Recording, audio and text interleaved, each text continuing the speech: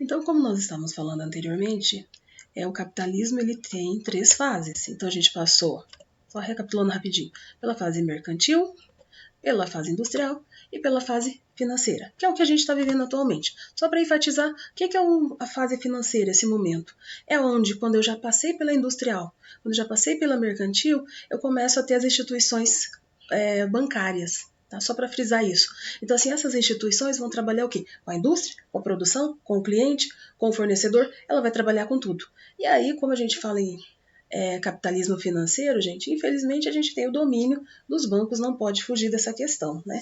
Não é o mérito aqui da aula especificamente, mas a gente tem que lembrar que aqui nós dependemos dos bancos, nós dependemos dos grandes, tá? Antigamente não eram um banco, né, uma instituição em si. Os primeiros não eram. Eram pessoas que tinham dinheiro e que faziam esses empréstimos aí no primeiro momento. Depois eles perceberam que isso era algo extremamente lucrativo e aí foram transformando em instituições financeiras. É óbvio, gente. O ser humano vai entendendo isso. E é claro, eles são donos disso. Eles monopolizam, né? Os bancos mandam e desmandam. Então, assim, o produtor precisa dele, o fornecedor precisa dele, o cliente precisa dele, porque você precisa de linha de crédito para comprar. O produtor, no caso de manufaturas, a indústria em si, vamos colocar assim, também precisa das instituições financeiras. Então, a economia hoje gira em torno do sistema financeiro regido pelos bancos, tá? Mas não é o mérito da nossa aula especificamente, mas é importante saber disso também, ok? Então a Revolução Industrial fez toda uma mudança, fez a ideia do trabalho evoluir, a ideia do trabalhador evoluir, que a gente mudou a nossa relação, né? Houve uma transformação na sociedade, nós passamos pela globalização e, é claro, com a globalização, a gente veio com o quê? Com as novas tecnologias. E ao ter as novas tecnologias, a gente precisou repensar a nossa relação com o trabalho, a nossa concepção de trabalho. O que é trabalho agora? Nós sabemos o que é trabalho antigamente, a gente sabia. A ideia de estar lá na lavoura, de você fazer o trabalho braçal. Mas e o trabalho na atualidade? Qual a relação do trabalho com a pessoa, do empregado com o empregador? Como que fica essa relação? As coisas mudaram. Então o perfil do trabalhador na atualidade, que é o que a gente está falando agora, mudou. Então o que se espera? O que o empregador espera de você, empregado? O que ele espera? Qual é o perfil do trabalhador atual? O que se espera dele? Então a gente está vendo profissões, coisas que estão crescendo, se destacando, né? Alguns com maior ênfase, algumas profissões infelizmente estão sendo substituídas, estão sendo deixadas de lado. Vamos relembrar o seguinte, no campo, anteriormente, você tinha trabalhadores que iam lá para colher a lavoura, que ficavam lá horas e horas, todo dia trabalhando, trabalhavam durante a safra, né, que às vezes eram 2, 3 meses, dependendo do que era que deveria ser colhido. Olha como que era antigamente, a ideia do campo. Depois disso, com a Revolução Industrial e depois nós passamos pela questão da tecnologia também, nós começamos a tirar esse trabalhador do campo e levar ele para a cidade porque ele não tinha mais trabalho no campo. Eu começo a ter máquina. Quando eu começo a ter maquinário, eu passo a trocar 100 homens por uma máquina que faz o mesmo trabalho. E com maior eficiência até. Porque o humano muitas vezes tem as falhas, enquanto a máquina ela consegue trabalhar com maior eficiência. E quando se investiu cada vez mais nesse maquinário, mas eles foram ficando melhores, mais sofisticados.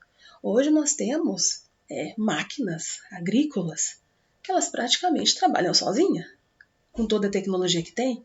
Então, uma colheitadeira, ela praticamente trabalha sozinha. Basta uma pessoa lá e ela faz a colheita de toda uma produção de soja em 1 dia, 2 dias, dependendo do tamanho, da extensão. Eu não preciso mais de 100, 200 trabalhadores fazendo isso.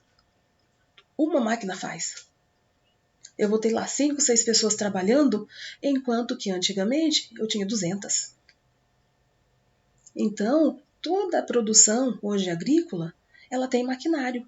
Então, a maioria desse trabalho braçal pesado, que era realizado pelos trabalhadores rurais, foi substituída. por maquinários. Máquinas mais eficientes, mais rápidas e mais produtivas. Porque, olha bem, lembra da questão financeira que a gente falou? É um capitalismo financeiro. Então, se eu quero ter produtividade, se eu quero pagar minhas contas, se eu quero conseguir mais crédito, eu, enquanto produtor, eu não posso ficar lá colhendo um a um, pausadamente. Porque não funciona. É claro que ainda há lugares onde eu preciso fazer essa colheita manual, mas são produtos específicos e é um produto que tem um valor agregado maior por ser feita essa colheita assim. Porque todo mundo sabe que tem que ser feito assim, senão ele perde, né, todas as suas propriedades, ele perde todas as suas características. Eu não posso colocar uma máquina fazendo essa colheita porque não vai funcionar. Não que não tentaram. É porque você percebe que não tem a mesma produtividade, digamos assim. O exemplo deles, a título de curiosidade para vocês, é o café. O café tem uma máquina que você consegue até colher.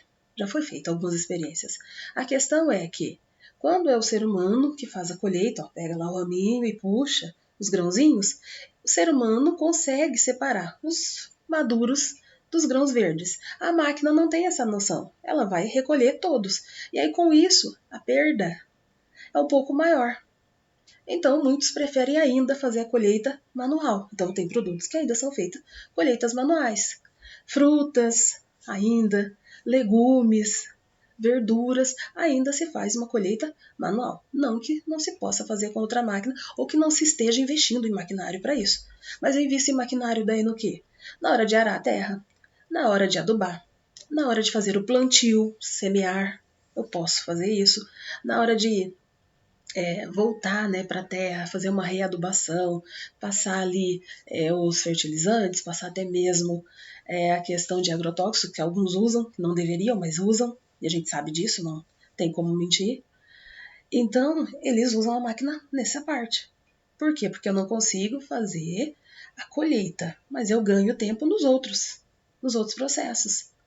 Por exemplo, a plantação de morango. Você já imaginou uma máquina para tirar um a um? O morango é muito sensível. Né? Se você tirar ele de qualquer jeito, ele vai amassar. E aí, quando chegar no consumidor, ele não vai querer o produto amassado. Ele não vai querer o produto estragado.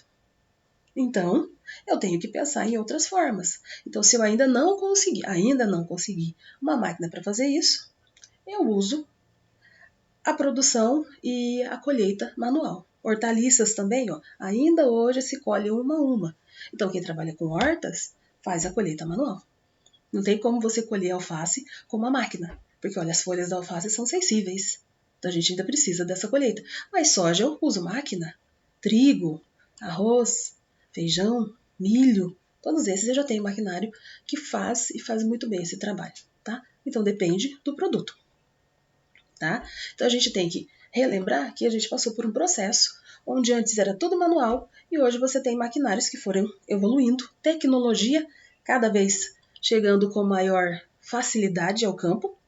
É claro que essa tecnologia chega lá financiada pelos bancos, nós estamos falando de financeiro. Então, se eu quero produzir mais, eu vou pegar o empréstimo com o banco para poder comprar maquinário para produzir mais e assim sucessivamente. A gente está falando de capitalismo, setor financeiro. Ok? Então, a gente tem que ficar de olho nisso. E aí, dentro desse contexto, qual é a profissão? Qual é a área de trabalho em que eu posso me encaixar? De acordo com o meu perfil, de acordo com os meus valores, de acordo com as minhas crenças, de acordo com as minhas habilidades, tudo isso vai entrar na conta. Onde eu me encaixo? Onde eu me encaixo? E a grande questão é, hoje não basta ter uma formação acadêmica, não basta fazer um bom curso. Hoje você tem que ser um profissional onde você mostre para as pessoas a sua capacidade, o seu conhecimento, tudo que você pode trazer. Valores, ética, porque a gente está falando aqui de ética e cidadania, porque tem tudo a ver. Eu, enquanto profissional, quais são os meus valores? Quais os meus valores éticos, quais os meus valores morais? Eu me conheço enquanto profissional? Eu sei as minhas capacidades, os meus defeitos, as minhas qualidades? Eu sei o que eu posso trazer ou agregar ao mercado de trabalho? Se alguém chegar para você hoje e perguntar quais são as suas habilidades, quais são as suas Características enquanto profissional? Qual é a sua resposta? É aí que vem a grande questão. Eu me conheço enquanto profissional? Eu sei quais são as minhas qualidades? Eu sei quais são as minhas capacidades? Ou eu tenho que me conhecer? Então, o que a empresa espera de mim enquanto profissional e o que eu posso apresentar para a empresa? O que eu vou mostrar para ela? Então, olha bem, formação acadêmica é a primeira coisa.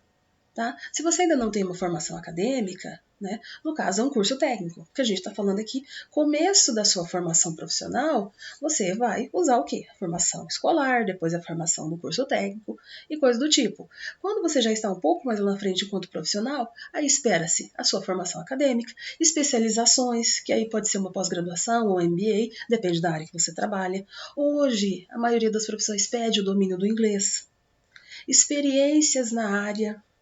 Isso é o mínimo, gente, ó, exigências mínimas para um profissional. Formação acadêmica, especializações ou pós-graduação, domínio do inglês e experiência na área. Isso é o mínimo que se espera de um profissional atual. Tá? Mas eu estou começando ainda na área. Então eles querem o quê? Que você demonstre as suas habilidades, o que você sabe fazer, a sua capacidade, e aí dentro disso você vai crescendo profissionalmente. Você vai se tornando um profissional. Porque no momento você é um aprendiz. E nesse momento você está aprendendo a ser um profissional. Desenvolvendo as suas capacidades, desenvolvendo as suas habilidades. Então, nesse momento, você é um aprendiz. Mas lá na frente, passando esse processo de aprendizagem, quando você se tornar um profissional, o que eles esperam de você? A sua formação, se não for acadêmica ainda, eles esperam o quê? Uma formação. Então você tem que ter uma formação profissional, no caso, formação acadêmica, especialização, pós-graduação, domínio de inglês, formações básicas. Se você está começando, é sua formação escolar e depois o desenvolvimento de suas capacidades e habilidades enquanto futuro profissional.